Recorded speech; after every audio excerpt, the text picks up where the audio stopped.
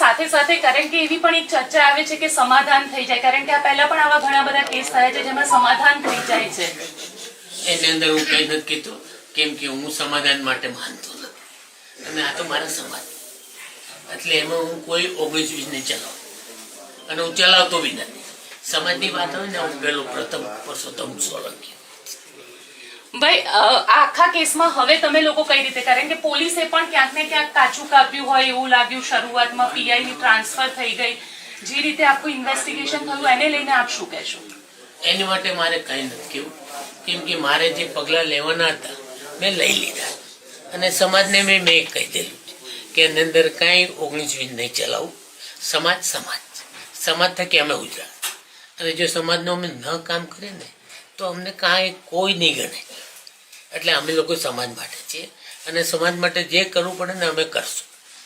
45% vote share કોળી સમાજનો છે, તમને લાગે છે કે ન્યાય મળશે?